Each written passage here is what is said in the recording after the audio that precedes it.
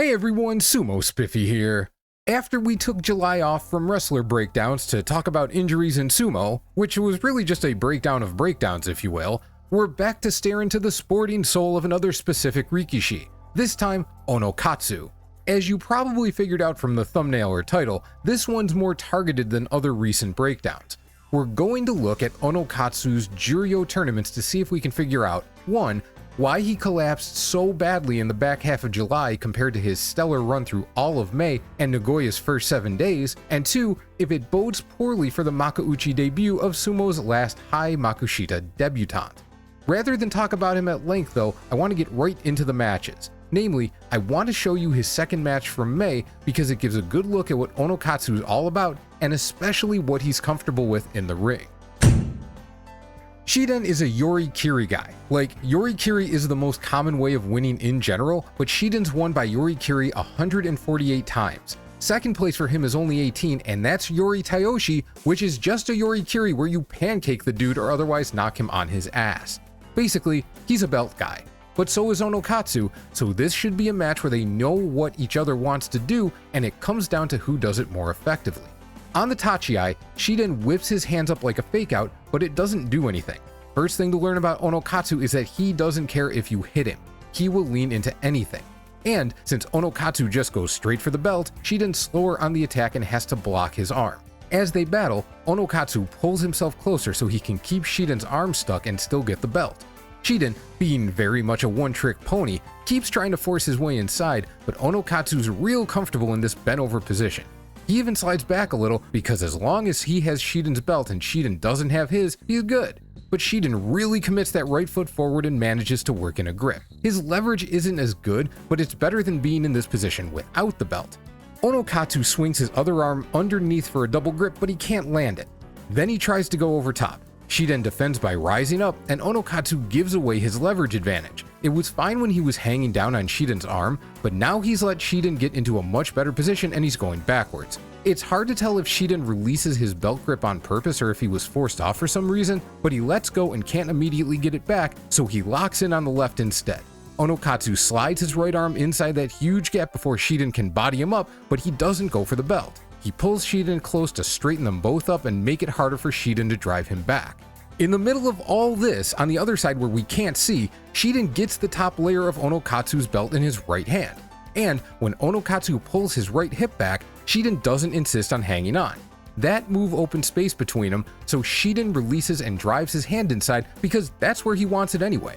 But this was pretty clearly bait. Onokatsu's arm is there to block Shiden's before Shiden even has a prayer of getting to the belt. Now, even though he's a few inches taller, Onokatsu's head is lower, driving into Shiden's jaw.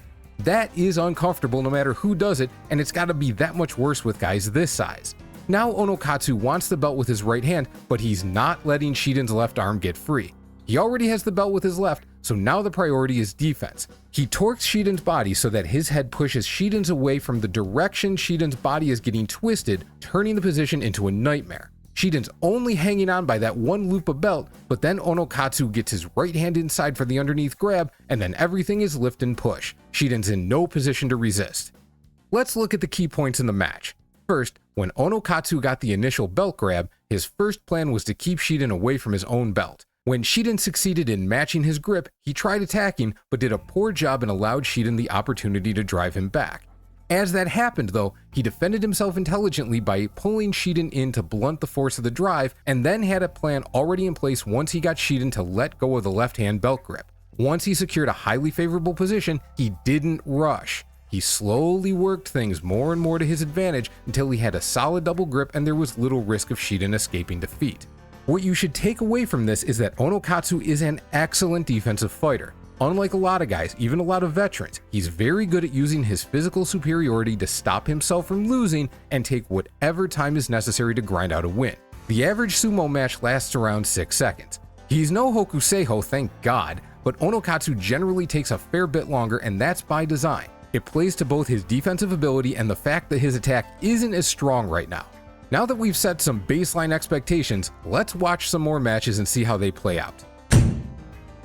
Sushi Minada isn't a match for Onokatsu on his best day, much less in this mummified form. Still, when he attacks off the Tachiai and starts pushing, Onokatsu just leans in against it, looking for his own opportunities, but mainly making sure he doesn't give up ground too easily. Then there's this moment that's so small but so crucial. Onokatsu presses on the outside of Sushi's arm. That arm is coming out, so Onokatsu slings his arm down and gets it on the inside. He does the same thing on the left. This is because even though he's giving up a double belt grip, he's confident he can withstand Sushi's attack. He holds on, pulling Sushi Minada in to blunt the push and pushing up on Sushi's left arm to reduce his leverage. He reaches down for the belt with his left hand, but only after he's stopped going backwards does he grab the belt with his right. When you have the inside grip in this position, you have an advantage, but the downside is you're a lot closer to going out than they are. You have to be able to reduce the force they apply by enough so they can't just walk you back a few more feet. Onokatsu doesn't commit to the double belt grip until he knows he's free to attack, and then there's nothing Sushi Minada can do. After a neutral Tachiai, Oshiumi does a terrible job defending his belt, and Onokatsu gets both hands on that belt very quickly. Onokatsu takes a small step forward. He doesn't charge, he doesn't try to use all his might right away. He just makes a minor attack. Oshiumi twists his hips to break the left-hand grip and gets his legs in excellent position for a throw, but Onokatsu hops twice on his left foot and stabilizes easily. It hardly troubles him. Oshiumi even helpfully hangs onto his left arm, which makes it easy to secure the belt again on that side. When Oshiumi reaches, Onokatsu gets his left side back and out of range. Onokatsu steps forward again, handles the same throw attempt even more easily than before, and then, despite seeming to have Oshiumi going backwards, drops into a stable position and sits there for a moment.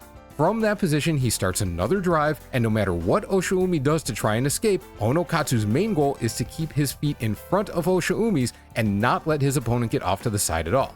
You know how it's pretty common for guys to get their opponents near the edge and not mind that they break away to a degree because they'll still get the final force out while falling? You know how occasionally the opponent pulls off a miracle escape and wins? This is what a guy does when the most important thing to him is never allowing a miracle to happen. Even when he spends the whole match in an advantageous attacking position, Onokatsu's priority isn't winning quickly through a show of force. It's making sure his opponent has no avenue of counterattack. So far, it looks like a pretty good approach. Tochi Taikai is huge on pushes and pushdowns, so from the start he's got hands in Onokatsu's face trying to keep his belt safe. It works, but he has to retreat to maintain distance, so he quickly tries to slap down Onokatsu's arms. It's a pretty good attempt, but Onokatsu has such good balance it only puts him off for a moment. The scariest moment is when Onokatsu goes on the attack, pushes at Tochi's chest with his left hand, but Tochi slips it and off balances him. If Tochi had more space to maneuver, it might have been a problem. With him already on the rope though, Onokatsu shows good awareness and just sticks his arms out to either side, giving Tochi no place to run. After that, Tochi tries another push on the arm and desperately looks for something he can do while moving back, but Onokatsu's footwork is too good. It's one thing when you can keep a guy in front of you while you have his belt, it's another when your hands are free and it's only your own mobility that keeps you in position. Out goes Tochi. Similar to the match with Sushi Minada, Onokatsu gets his hands up but gets pushed back. Unlike in that match, he goes backwards pretty quickly. What really works for Kazekano though is that when he pushes on Onokatsu's chest, Onokatsu tries to wrap up his arm, but the only thing there is some fingers. That makes it easy for Kazekano to free himself, and when he jams his body right up against Onokatsu's arm is stuck. He tries defending with a forearm shiver, which is about all he can do. Kazekano's got both arms around his back though, and there's nothing Onokatsu can do to save himself in this position. This was Kazekano's second win in 2 fights against Onokatsu. The first time he charged, drove Onokatsu back, and won on the strength of a left belt grip. This time he basically baited Onokatsu into defending against the same thing and then wrapped his arm around. But the reason either of those strategies worked was because he was able to blast Onokatsu back quickly at the start. Onokatsu is very good on defense, but he does get moved a little more easily than you might expect. That's gonna come up later. Not much of a fight here. Hakuyozan's an Oshidashi guy, and Onokatsu has no issue standing in against someone jamming hands in his face. We could break down how he slides his arms into different positions in reaction to Hakuyozan's moves, but this fight comes down to what we've discussed. He keeps himself solidly in front of his opponent, refuses to allow any attacking chances, and grinds into a position where he's pushing and there's nothing Hakuyozan can do about it. The next match against Aoyama was essentially the same thing. Everyone knows what Big Dan's gonna do, especially if he starts going backwards, and Onokatsu's stability meant he was never in any danger. Day 8 was a walkover against Hakuoho, so that was a pretty easy 3 days in a row. Chiyo Sakai gets about half his wins by push out and half by push down. Here, he successfully pushes Onokatsu off his belt, then gets Onokatsu leaning against his push hard enough to warrant a pushdown attempt. Chiyo screws it up though by putting his hand on Onokatsu's chest before hitting his arms. That ends up getting Onokatsu a bit less off balance than it could have, and even then he needs a few steps to recover. If Chiyo's hands went straight from the neck into the slapdown on both arms, it might have worked.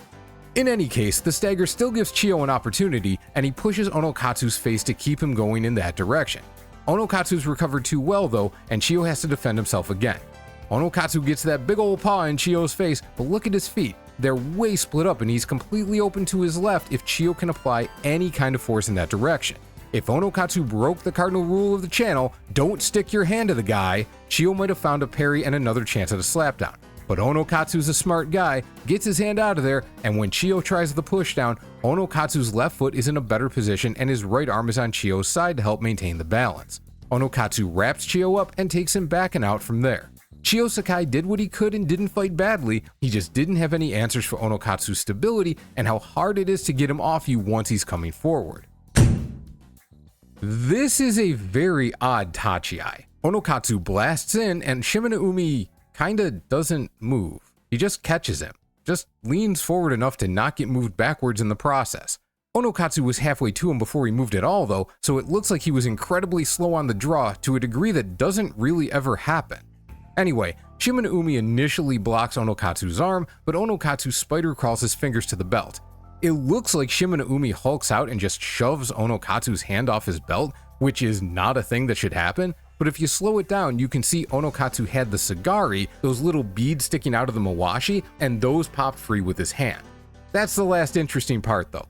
Onokatsu works his way back in easily, gets the belt again without interference, and even though he can't maintain that underhand right grip as well, Shimane-umi offers little resistance to being pushed out. It was astonishing Shimane-umi was 8-1 at this point in the basho, but he finished 9-6, so, you know, just Shimane-umi things.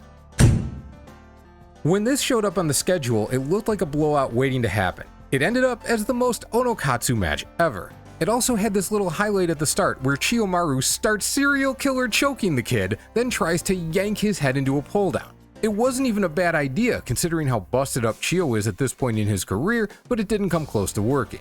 Onokatsu stayed on him, keeping Chiyo's left arm high and unable to do much, and had him on the Tawara. Most matches in this position would end shortly, usually with the guy in Onokatsu's position winning, occasionally with Chiyo slipping free and hitting a pushdown. We call that the Takerufuji special. But Chiyo keeps sliding his feet and, most importantly, Onokatsu doesn't press. He doesn't give Chiyo a chance at a quick escape. He maintains control and keeps his grip locked in, even though that allows Chiyo to gain a little space from the rope. Chiyo keeps moving and Onokatsu just presses. He has the advantage, and the human back really doesn't like resisting that much weight pressing into the torso, so he keeps doing it. It's not enough to win though, and Chiyo gets his weight down, so Onokatsu bends again to maintain the lower position. Only once Onokatsu locks his right hand in on the belt for a double grip does he really press the attack, and when Chiyo gets his weight forward at the rope to resist, Onokatsu lets off. He resets, fights on the left side for an even better position, and attacks again. Chiyo does all he can to resist once more, but this time it's not enough. There were no fewer than 3 points in that match where a lot of other wrestlers would have forced the issue and only stopped if the match ended or the opponent defended well enough to force a new position. Onokatsu's built different like that. But if the match ain't over, the match ain't over, so you might imagine how too much patience could leave room for problems once the level of competition rises far enough. Tohakuryu's a guy who, he'll have a bunch of matches where it's like, bruh, have you done this before? And then suddenly everything he does starts working. He's extremely timing based. About half his wins are by slapdown, half by push out. Basically, what he does is push, and if that doesn't work, he looks for the moment where his opponent is leaning forward enough to hit him with a slapdown. If that fails, he goes back to pushing and just repeats until the fight ends. Since Onokatsu's shown such great stability and Tohakuryu's not that big, you gotta figure Onokatsu's a big favorite here. The fight starts off exactly as expected. Tohakuryu pushes and Onokatsu doesn't overcommit for the belt. He gets a hand out to fend Tohakuryu off and maybe leaves his hand there a little too long, but Tohakuryu doesn't parry it. When he lets go, Tohakuryu falls forward but transitions perfectly into a pull-down attempt. It doesn't do much, so Onokatsu bowls in, and now Tohakuryu's on the run, using a forearm block, some nifty footwork, and a solid pull-down to try to keep the belt grip from landing.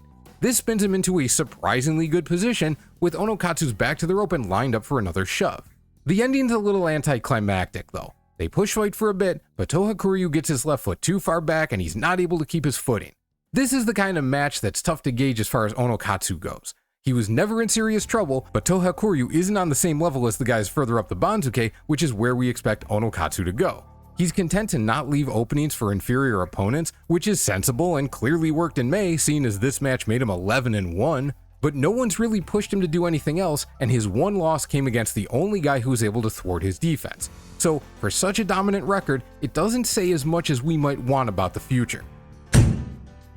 Now we get to the last 3 days of the tournament, which were all very exciting and should make for great breakdown material, right? Well, not so much. Against Endo, the two pushed off each other, didn't make much headway, and locked into a balanced standoff. There's not a lot of activity, but let's use this as a teaching moment for new sumo fans. It's important to understand this lack of activity isn't the same as nothing happening. It's difficult for either of them to attack from this position, so they have to figure out ways to open up their opponent. When they have these little twitches, that's them seeing what the other guy does, maybe trying to bait out an overreaction. When one of them pushes but only briefly, sometimes that's another test of the opponent's defense, or maybe they're trying to accomplish something more concrete. For example, although the broadcast never shows when it happens, at some point in here, Endo's able to get his left hand on Onokatsu's belt as well. Theoretically, that should be an advantage, but Onokatsu is a little bigger and stronger, so Endo still has to figure out how to make use of that double grip. They wind up staying in this general position for almost a minute and a half. Finally, Onokatsu commits a little more heavily to the attack, maintaining the push even when it doesn't work right away. Now Endo's able to make use of his double grip and the superior leverage it provides and slowly walks Onokatsu back. Onokatsu tips Endo onto his right foot, so Endo snaps back and tries to yank Onokatsu down by the belt. But his right foot doesn't get far enough out, and his stance becomes so narrow that Onokatsu just kinda topples him over. Another instance of Onokatsu being difficult to beat with moves, no matter how well timed, but really he just hung in until Endo lost. The Day 14 match with Waka Takakage was effectively for the title, since it was hard to imagine either one losing to whoever awaited them on Day 15. And Waka didn't want to mess around with Onokatsu's defensive stubbornness.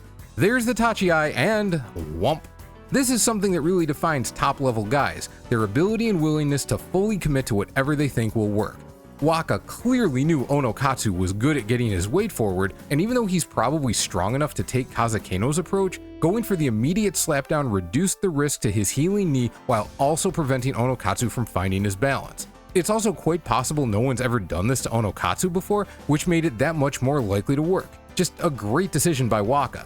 The last match against Asakoryu went the way you'd expect big man little man matchups to go.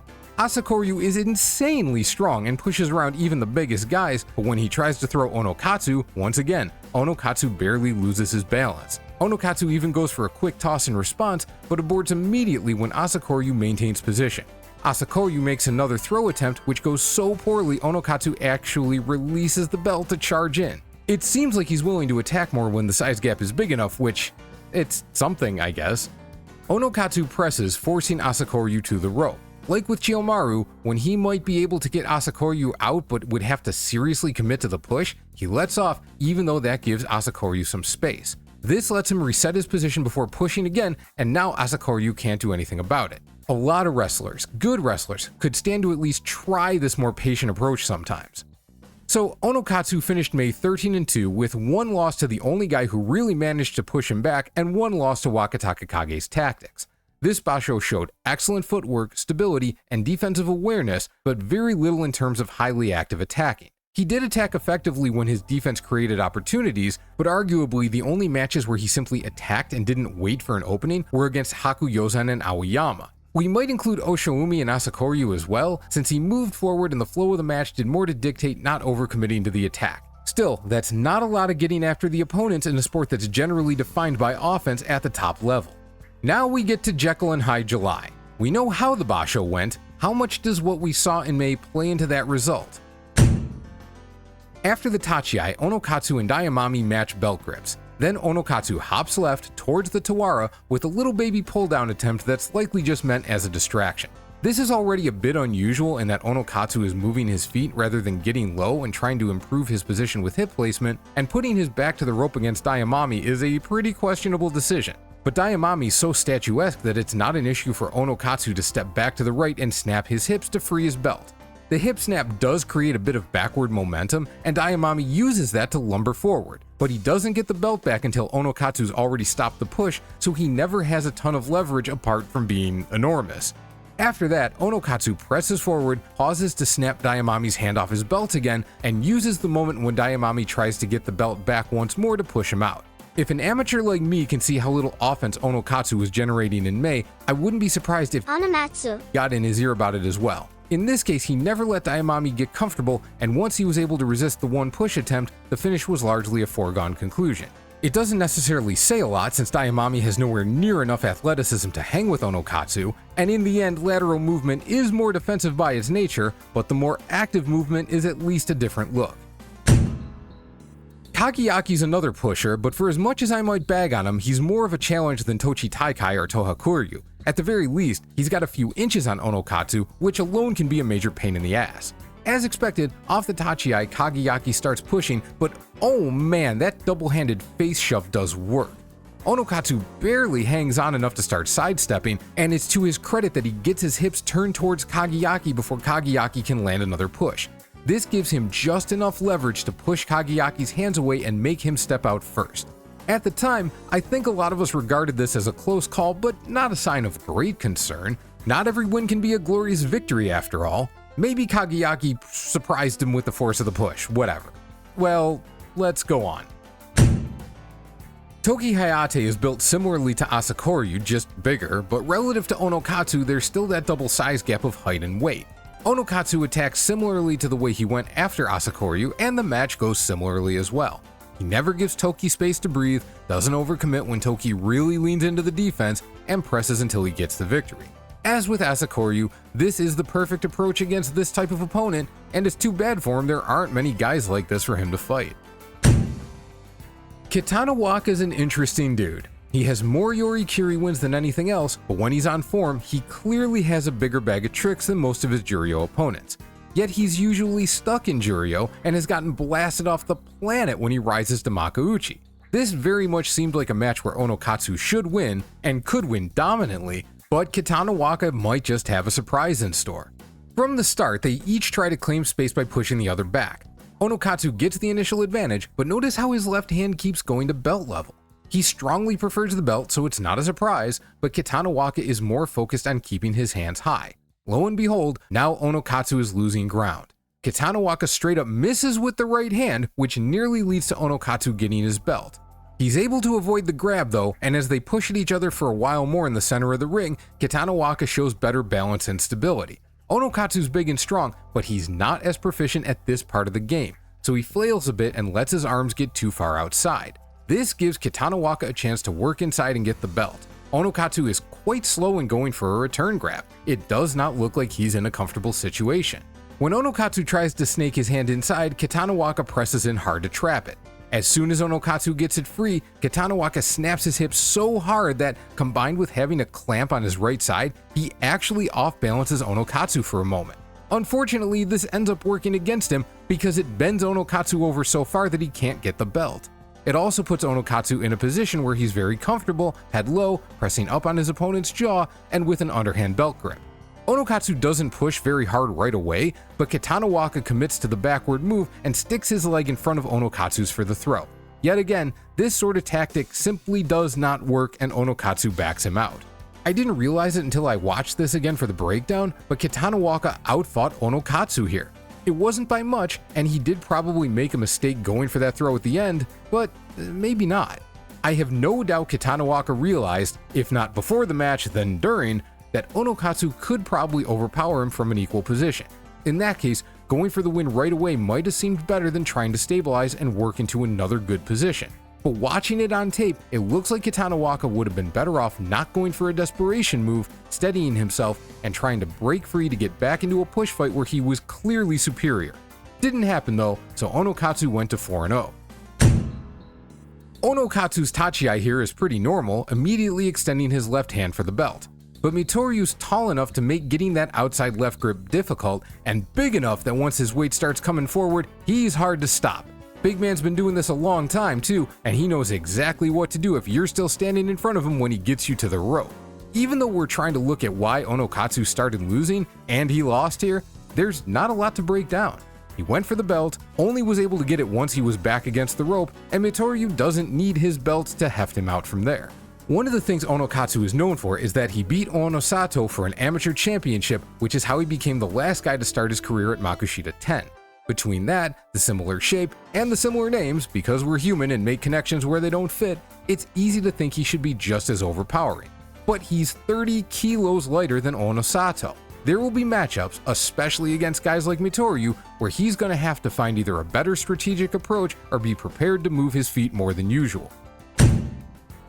Daishoho, like Mitoryu, is a yorikiri guy who weighs nearly 200 kilos.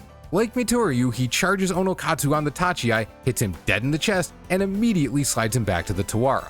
But this time Onokatsu takes a more appropriately defensive approach, immediately clamping underneath Daishoho's right arm and blocking his left so Daishoho can't instantly body him up and beat him the same way Mitoryu did. Better yet, his left hand is pushing on Daishoho's chest while also blocking the right arm, and the arm is bent enough that Daishoho can't easily yank down on it to off-balance him. You can't get much better defensive positioning than that. The instant Daishoho moves that right hand, Onokatsu goes for the belt. Basically, Daishoho let Onokatsu get his defense set up, and now the kid's ready to pounce. Daishoho attempts a pull down, but as usual, that does nothing to Onokatsu. Now the momentum is switched. Onokatsu's got his left hand on the belt, presses in, and secures a right hand grip as well. Daishoho hauls Onokatsu to the left, which does nothing but get Daishoho's foot off the ground and make him easy to walk out. Once Onokatsu started coming forward, it was essentially over, but he still needed to make that happen. This is the kind of defense that will score wins over these massive belt fighters. Downside is that in sumo, there really is no defense that can beat any approach, so as he finds better wrestlers with this style, defense isn't going to score wins as consistently as people will expect from it. Asakoryu does a baby hanka and tries to yank Onokatsu down right off the tachiai. He does a great job spinning Onokatsu around and putting him up against the rope, but this is where Asakoryu's size remains an impediment. He just can't do anything to stop Onokatsu from walking him all the way across the ring and out. We already discussed Onokatsu's effectiveness when these size discrepancies exist, so there's not much more to discuss here. At this point, Onokatsu's 6-1 in July and 19-3 overall in Juryo. The rest of the basho is really what we're here for. When this showed up on the calendar, it was incredibly exciting. Takerufuji was coming back to save his rank, but he had the current beast of Juryo standing in his way. Unbeknownst to anyone, at least in the public, not only was his ankle still on the mend, he had also injured his chest in training. Everything was working against him. And then he absolutely wrecked Onokatsu. They collide on the tachiai, then land in an equivalent position. Each guy has his left hand on the other's belt and their right arm clamping the opponent's left. Onokatsu's clamp is a little tighter, whereas Takerufuji is searching for the double grip. When he can't find it, he whips his hand down and inside. Onokatsu blocks off the belt initially, but Takerufuji jams his hand through and gets it on the second attempt. With a double grip on the back of the belt, Onokatsu is absolutely done. Onokatsu is a big strong guy, but Takerufuji is, as we might say, a specimen. Up to this point, Onokatsu's biggest struggles were against opponents who could drive forward with enough power, and Takerufuji is certainly that kind of guy. Still, at the time this looked more like how bonkers Takerufuji is than a real knock against Onokatsu. All it really said was that we shouldn't expect Onokatsu to walk into Makuuchi and instantly contend for the title, but even his wins were suggesting that was the case. It didn't necessarily change much. This is what I thought in July seeing this matchup. Onokatsu's looking good but not great, and sometimes guys who drop to 0-8 are just mad enough to go for the throat. I still picked Onokatsu everywhere I could because he's obviously the better wrestler and should win 9 times out of 10, but it did feel like a trap fight. Tohakuryu took a page out of Asakoryu's book on the tachiai, hitting the baby henka and reaching for the slapdown. It went far worse for him though, missing the slap and immediately getting backed against the rope. They get into a push fight, but Onokatsu reaches with his right hand at the wrong time and Tohakuryu pushes off his face to escape. This is shades of the Katana Waka fight where he overreached and got just off balance enough to be taken advantage of. From there, Tohakuryu pushes not just on Onokatsu's face and chest, but also his arms. That last part is crucial. He blunts every attempt Onokatsu makes at getting any sort of push, grab, even just getting his hands inside of Tohakuryu's. All he can think to do is lean in against the pushing and use the Tawara as a brace, which is exactly what Tohakuryu needs to set up the slapdown. At this stage, Onokatsu obviously has no real pushing game, not relative to this level of the sport anyway, and it can be difficult to work through the attack of a practiced pusher, even a smaller one like Tohakuryu. But this also had the vibe of someone who didn't expect to be in this position, which isn't that surprising given his success to this point and Tohakuryu's struggles, and that made his disadvantage in a pushing fight even worse. He's well practiced defensively in a lot of ways, but he's still learning how to deal with unexpected situations. The first time they fought was when Shimano had the slowest tachi in recorded history. Here they get off the blocks at the same time, like normal. The initial exchange is a pretty standard reach for the belt but keep yours safe, and they end up here, bent low with a hand on each other's shoulder. This is a less common static position in sumo, but not unusual. Even though we haven't seen Onokatsu in this type of spot, you figure he should be able to handle it. They're here for a while, and then Onokatsu makes the first move. We've seen this before, where if a neutral position holds long enough, he'll eventually attack, and it hasn't always gone well. He pushes on Shimano-Umi's arm and drives forward, reaching for the belt, but Shimano-Umi's ready with a quick hand move and a downward block. Shimano-Umi gets inside, and although we can't see it here, he takes Onokatsu's belt with his left hand, with Onokatsu matching the grip on that side. Shimano-Umi's right arm comes off the block and reaches for the double grip, but Onokatsu clamps it. Was this clamp the right call? Maybe. Onokatsu definitely could have gone over the top for Shimano-Umi's belt with his left, which would have left them each with a double grip. That can be a tough position for either guy to move in, but I think Onokatsu would have been able to do more with it just from physical superiority. But he reacted defensively as he tends to do. The problem is that even once he's bent low and has good control over Shimano-Umi's right arm, Shimano-Umi's hand is a lot closer to his belt than the reverse. After a brief stall, Shimano-Umi makes the first move, jerking his arms back to free his right elbow from the clamp. Even worse though is that this allows Shimano-Umi to get his head under Onokatsu's chin. Now he has a ton of leverage and Onokatsu's left arm is basically useless. It can't clamp, it's nowhere near the belt, and it's clear Onokatsu doesn't have any better idea what to do than I do. Even when Shimano-Umi gets his hand on Onokatsu's chest, Onokatsu grips his triceps. This locks Shimano-Umi into the position, but he wants this position, so that's not a bad deal. Then, as the camera screws up our view of it, Shimano-Umi pushes in, pulling on the belt and pushing with his head to get Onokatsu on one foot. Onokatsu lets his grip on Shimano-Umi's arm go, which just leads to Shimano-Umi getting his hand back on Onokatsu's chest, but with that forearm also blocking Onokatsu's arm. And it's hard for Onokatsu to move his arm because that could easily give up the double belt grip. This whole breakdown we've been talking about Onokatsu improving his position in fights bit by bit. This time, it's Shimano-Umi doing it. After another stall, Onokatsu lifts up on the belt with his right hand to press in and get his hand around the back of Shimano-Umi's arm again. This, however, puts him back in the position of having Shimano-Umi's head jammed into his jaw. Overall, not great. Shimano-Umi yanks his right arm free and pivots, spinning Onokatsu completely off his belt. Now Onokatsu's got nothing happening defensively. He's not clamping, reaching, or pushing. He looks utterly exhausted and with no idea what to do next. Shimano-Umi's calling all the shots and makes the final call to push Onokatsu out. The friendliest read on this match is that Onokatsu is so used to blowing through opponents that he's all out of sorts and isn't acting with the confidence necessary to make his moves work now that he's starting to lose. And it's true that sometimes a lack of confidence can lead to the best move being done too slowly for it to work. But his timing and decision making look completely off here. I think a more fair view is that even if he's ass deep in his own head, what that's leading to is poor decisions. In the long run, he should learn from all this and become a more capable wrestler, but if he's suffering these growing pains from Tohakuryu and Shimano-Umi, we better expect a fair few more in Makuuchi. I'm gonna skip day 11 against Tsurugisho for now and go to day 12 against Roga. Not much to this one, Roga took a page out of Waka's playbook and it worked. I'm not even sure if he expected it to work or if he assumed he would need to do more, but rest assured that after this, someone's gonna try it on Onokatsu in September. Tamashoho comes off the tachi with a lot of good strong thrusts, and considering what we saw against Kageyaki, Kitanawaka, Tohakuryu, etc., he has every reason to do so. This is his game, and the more he forces Onokatsu into it, the better his chances. Onokatsu once again has his hands out, but they're not much more than poles to stop his opponent from getting all the way in. I mentioned previously that he's generally smart enough to not leave his hands on an opponent to get parried, and that's true. But when they're floating in midair like this, you're applying no force while your opponent winds up and hits you over and over. Physically speaking, there's no way in hell Tamashoho should be able to drive Onokatsu back like this, but he's so much better at this part of the sport that it's what ends up happening. But Onokatsu hangs in long enough and most importantly stays close enough when he sidesteps to the left that Tamashoho gets within reach. Once Onokatsu has the belt, Tamashoho keeps pushing, then works to free himself, but this is the game Onokatsu knows. Hold, control, move, win. In fact, that's essentially all he had to do against Hidenoumi on day 15.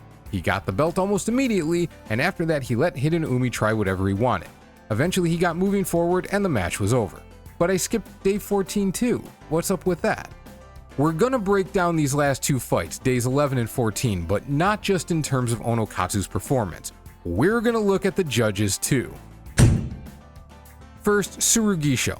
On the Tachiai, Tsurugisho drives forward as Onokatsu grabs and lifts his belt. Onokatsu keeps stepping left on the retreat, and when he hits the Tawara, continues moving left as he torques his body, tight ropes the Tawara, and pulls Tsurugisho down. It's close, but the Gyoji gives it to Tsurugisho. Now the Shirokuma match. Onokatsu starts by pushing Shiro back before getting his left hand on the belt. Against Tsurugisho, he was able to get his right on the belt as well, but that doesn't happen here.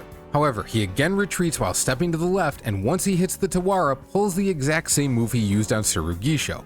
It's close, but again the Gyoji gives it to his opponent. Same Gyoji, by the way. If we watch them side by side, it looks like nearly the same fight. Now let's slow him down. Against Tsurugisho, Onokatsu steps on the rope, moves along it, but clearly never steps outside the ring. The only argument for him losing from this camera angle is that his foot goes over the edge of the platform, but even that happens as Tsurugisho touches down. The pushdown is obviously intended, so the dead body rule shouldn't come into play. Onokatsu won this match, and the judges appropriately overturned the Gyoji's call. Against Shirokuma, from essentially the same position, Onokatsu steps on the rope, moves along it, and again never steps outside of the ring. There's this one point here where his foot comes closest, but even in this still you can see space between his foot and the sand. Again, he steps over the edge of the platform, but the pushdown was intended and Shirokuma touches down first. However, not only did the judges not overturn this, they didn't even call a mono-e to discuss it. I get that sumo has a lot of unwritten rules and blah blah fucking blah, but this is horseshit. Bad calls happen enough that it's possible they just screwed it up, but I'd put 10 to 1 that they didn't look at it because they didn't want an overturned decision to significantly impact the Yusho race. That's the only reason not to look. You know, or you're at least pretty damn sure, that once you look at the video, you're gonna have to overturn the call. But that just means you're letting a bad Gyoji call significantly impact the Yusho race. Y'all are sitting there and you have one job. You gotta be able to at least do that. Anyway, Onokatsu finished 9-6, really should have been 10-5, but two of those matches involved a strategy that only barely worked. On the other hand, he at least showed a strategy other than hang in the pocket and try to resist, and it's good to see he's able to try new things mid-basho, or at least late basho. Still, positive sign. So now that we've watched two tournaments of Onokatsu's fights, what are his strengths? First, obviously, is his defense. He has terrific footwork and stability, and so far has looked capable of keeping up with any opponent despite his size. He's a lot less likely than most big guys to get ring around the rosied by Midori Fuji, for example. He resisted every throw that came his way, and some of those throws were pretty solid attempts. He did get pulled down a couple of times, but it was much more common for him to resist and hardly look troubled. The successful pulldowns were done with excellent timing, so they're not really a sign his pulldown defense is especially flawed, just that it isn't perfect. That's okay. Alongside his defense is his stamina. I mentioned some other wrestlers could stand to try his approach of grinding out opponents, but the reason a lot of guys don't is that they'll wear out quicker than he does. He can handle long fights and understands how to work his opponents into favorable positions. Granted, we've really only seen that against smaller or otherwise physically inferior opposition, but you can only fight who's in front of you. As for weaknesses, the most obvious one is standing up to guys who possess a certain level of power. It's all well and good to dig your feet in and make your opponent slowly push you to the edge, where you stick your foot against the rope and turn the fight around, and another when the opponent can shove you quickly enough to create more momentum than you're able to brace against. The Tsurugisho and Shirokuma fights indicate he's begun to understand and accept that he can't let everyone at this level just hit him, and the main thing I'm going to look for in September is what approach he uses against guys he knows are going to charge, body him up, and shove. The other weakness is to push or thrusters. This one's harder to gauge with respect to how it'll impact him as he rises through the ranks. Even if he only ever has a remedial push game of his own, he needs to be able to defend himself better than he's done so far. As for his prospects in September, unusually the guys below him may be more problematic than the ones above. His day 1 opponent looks like it'll be Takayasu, and Takayasu's good both on and off the belt. I imagine Onokatsu and Onokatsu will develop a strategy for Papa Bear, and they might be able to pull a surprise, so that first match may give a hint as to whether he's picked up some new tricks. Katanawaka gave him fits in July, and when he fights Shirokuma, we'll get to see if either of them take a different approach in their next matchup. On the other hand, Kinbozan, Hokuto Fuji, and Nishikigi may possess the physical ability to trouble Onokatsu when healthy, but it's yet to be seen whether they'll put up much of a fight in their current forms. And Bushozan, look, I don't like talking badly about the meatball, but it's a pretty big mismatch. If Onokatsu only had to fight guys close-ish to his rank, I could see him going 11-4 in September. If he starts popping guys early though, and finds himself in a Yusho race, a lot will depend on who he faces further up the ranks. Assuming he keeps working on defending against pressure, I'd be surprised if he only finishes with 8 wins. 9 or 10 wins seems most logical. If he gets on a roll or he loses some early and never gets tested against higher ranks, he could reach 11. If he doesn't fix any of the holes in his game, maybe he ends up with 8. A losing record though would probably require him losing all faith in himself and forgetting how to fight. We've seen it happen to guys, so it's not impossible, but that's very much a worst case scenario. And that is what I initially intended to be a mini breakdown on Onokatsu, but I can't shut the f up sometimes, so we ended up with this. I hope you enjoyed it, I hope more that you learned something from it, and I hope all this helps you have a better time watching the upcoming Basho. So have a great day, and I'll see you soon.